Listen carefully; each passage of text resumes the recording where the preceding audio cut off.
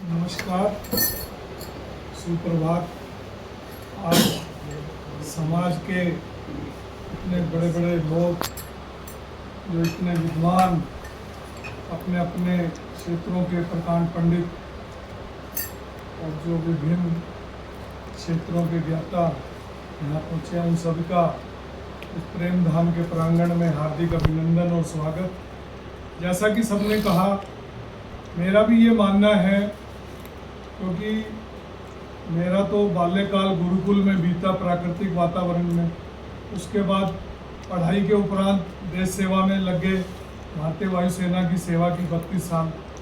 तो मैंने तो ये अनुभव किया कि ये जो भी राजनेता ही मैं कहूँगा, जो राजनीतिक पार्टियां हैं, जो भी सामाजिक विद्वेष और ये जो लोगों में फैलाते हैं, ये सिर्फ इनका एकमात्र उद्देश्य यही है कि किसी भी तरीके से येन केन प्रकार में सत्ता को हासिल करें, और उनके जो भी प्रचार प्रसार के जो भी धंधे वो उसी पे ही केंद्रित है। लेकिन जब हमने पढ़ा गुरुकुलों में और सब आचार्यों ने हमें बताया कि जब ये सृष्टि का निर्माण हुआ तो उसमें इंसान के रूप में सबने लिया, एक मनुष्य और एक औरत, सिर्फ ये दो ही थे। उसके बाद जो भी हुआ वो हमारा ही करा धरा। हमने विभिन्न धर्म बनाए, हमने संप्रदाय बनाए, हमने ही जातियां बनाई। प्रभु ने ऐसा कुछ नहीं किया। और जो भी कहीं भ्रांतियां फैली, तो जो भी उस धर्म के विशेष के ज्ञाता थे, उन्होंने कहीं ना कहीं उसकी गलत व्याख्याएं की। आप मेरी बात से सहमत होंगे।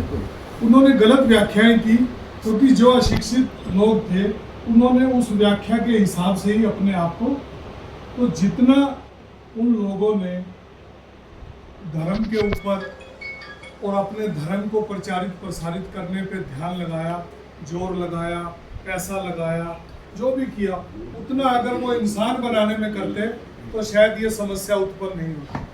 तो आज वही दिक्कत हो रही है कि उन्होंने अपने धर्म का तो किया कि हमारा धर्म नंबर 1 है क्रिश्चियन, नंबर 2 इस्लाम है, अभी हिंदू धर्म है, ये सब है। लेकिन एक जो इंसान बनाने की प्रक्रिया थी, उसमें कहीं ना कहीं हम पिछड़ गए। अगर ऐसा होता तो जहाँ पर 100% आबादी मुस्लिम की है, तो वहाँ पे लड़ाई झगड़े नहीं होते, सब शांतिपूर्वक रहते, सारा विकास होता। लेकिन ऐसा नहीं है, क्यों सर? और जहाँ पर हिंदू बहुल है, चाहे वो किसी प्रदेश में हो, जैसे हिमाचल में है, तो क्या वहाँ दंगे नहीं है, शांति नहीं है, शिक्षा नहीं है, सुरक्षा नहीं है? सब है।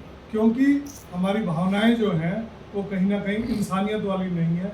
हम अपने स्वार्थ लोलुपता में ऐसे हो गए हैं कि हमने देश को भी पीछे छोड़ दिया, और हमारा जो संकुचित विचारधारा, जो एक राष्ट्रीय विचारधारा होनी थी कि राष्ट्र प्रेम की भावना, वो कहीं ना कहीं क्षेत्रीयवाद की भावना हो गई। क्षेत्रीयवाद से फिर धर्म, फिर जाति पे हम बजाय, और हमारी बातें जो हैं वो हम बात करते हैं वसुधैव कुटुंबकम, कि हम पूरा राष्ट्र एक हो, जबकि हम अपने देश के अंदर ही एक नहीं हो पा रहे, क्योंकि हमारी बातों में, हमारी कथनी और करनी में बहुत विरोधाभास है।